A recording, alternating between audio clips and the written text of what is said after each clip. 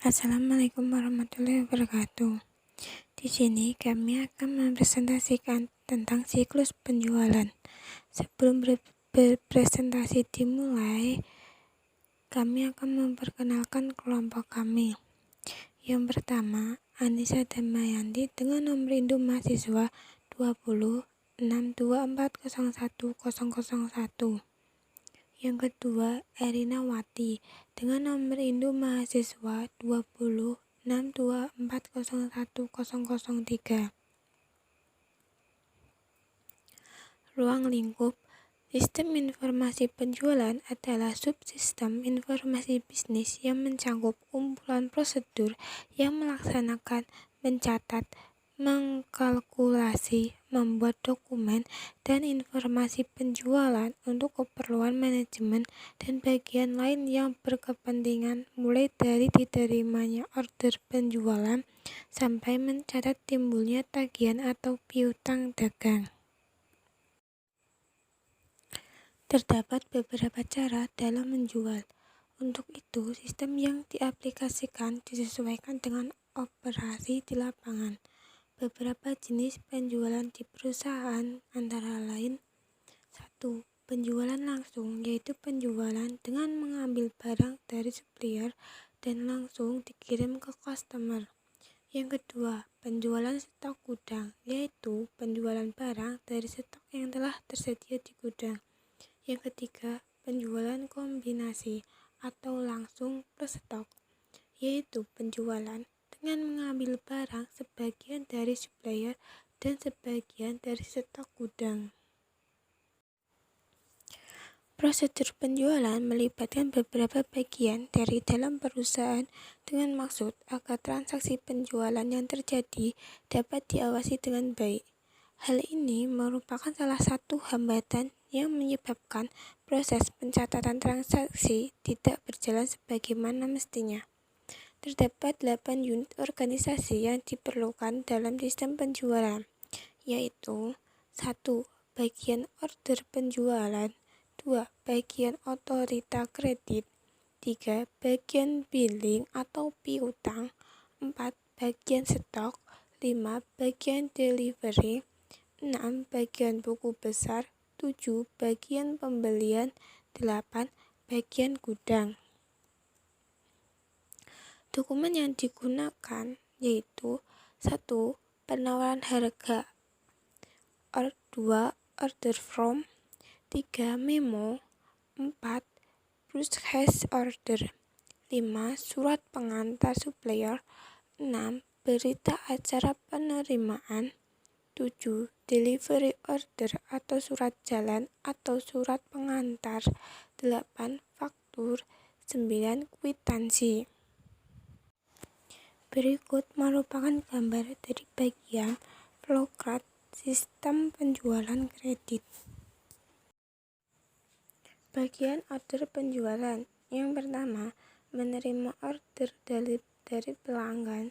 Yang kedua, memverifikasi order langganan. Yang ketiga, mencatat order langganan. Yang keempat, membawa dokumen order penjualan. Yang kelima, mengadakan kontak dengan pelanggan mengenai pemenuhan kas. Bagian kredit. Yang pertama, menerima dokumen order penjualan dari bagian penerimaan order. Yang kedua, memeriksa status langganan melalui workstation yang ada di bagian otorita kredit. Yang ketiga, berdasarkan informasi yang diperoleh layar komputer, kemudian memutuskan apakah order ini dapat dipenuhi. Yang keempat, menyerahkan kembali dokumen order penjualannya sudah diverifikasi dan ditandatangani dan diteruskan ke bagian stok dan delivery. Yang kelima, menerima faktur lembar ke-1, faktur pajak lembar ke-1, dan delivery order lembar ke-1 yang telah diverifikasi oleh langganan dan mengarsipkan urut tanggal. Bagian stok dan delivery. Yang pertama, menerima order penjualan yang ditandatangani bagian otoritas kredit dari bagian order penjualan. Yang kedua, menyerahkan dokumen pengiriman berdasarkan order penjualan. Yang ketiga, mencatat pembelian berdasarkan surat jalan yang ditandatangani. Yang keempat, membuat delivery order untuk order penjualan yang mendapat otoritas dari bagian otoritas kredit. Yang kelima, membuat surat perintah ataupun pengeluaran barang untuk penjualan yang mengambil di gudang. Yang ketujuh, menyerahkan delivery order, surat perintah pengeluaran barang atau PO atau memo ke bagian transportasi. Yang kedelapan, menerima delivery order lembar 1 dan 2 yang telah ditandatangani oleh langganan. Yang kedelapan, menerbitkan listing delivery order dan diserahkan ke bagian pembuat invoice. Bagian gudang. Yang pertama, menerima perintah atau permintaan barang. Yang kedua, menyediakan barang sesuai dengan surat perintah atau permintaan ataupun pengeluaran barang atau delivery order tidak boleh digunakan untuk pengeluaran barang karena tidak semua penjualan menggunakan barang yang ada di gudang. Yang ketiga, mengembalikan perintah atau permintaan ataupun pengeluaran barang kepada sopir untuk ditandatangani dan meminta kopian setelah ditandatangani. Yang keempat, mencatat pengeluaran pada kartu persediaan. Bagian transportasi atau sopir. Yang pertama, menerima PO atau memo delivery order dari bagian stok dan delivery. Yang kedua, meminta barang ke supplier menggunakan PO atau memo.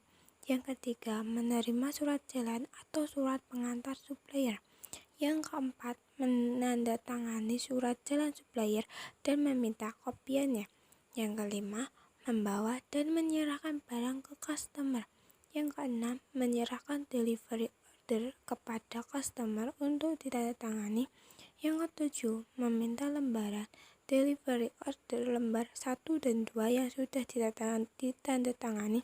Yang kedelapan, menyerahkan delivery order lembar 1 dan 2 kepada invoice atau melalui kurir.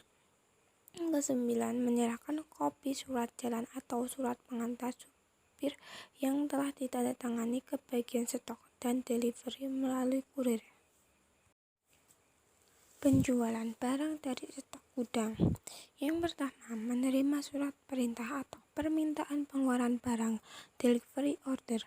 Yang kedua, meminta barang ke gudang dengan menyerahkan surat perintah atau permintaan pengeluaran barang. Yang ketiga, memeriksa kesesuaian barang dan diserahkan oleh bagian gudang. Yang keempat, menandatangani surat perintah atau permintaan barang dan meminta kopian kepada bagian gudang. Yang kelima, menyerahkan barang kepada customer. Yang keenam, menyerahkan delivery order kepada customer untuk ditandatangani. Yang ketujuh, meminta delivery order lembar 1 dan 2 kepada bagian invoice atau melalui kurir. Yang kedelapan, menyerahkan surat perintah pengeluaran barang yang telah ditandatangani ke bagian stok dan delivery melalui kurir. Bagian invoice atau faktur. 1. Menerbitkan faktur berdasarkan data delivery order yang telah di-entry oleh bagian stok dan delivery. 2. Menerbitkan faktur pajak. 3. Menerbitkan listing penjualan harian. 4. Mendistribusikan dokumen melalui yaitu invoice atau faktur pajak lembar ke-1, delivery order lembar ke-1 ke bagian kredit. 2.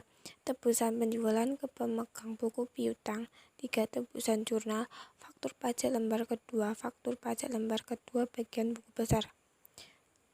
5. Mengarsip invoice lembar ke-4, delivery order lembar kedua, faktur pajak lembar ekstra kopi.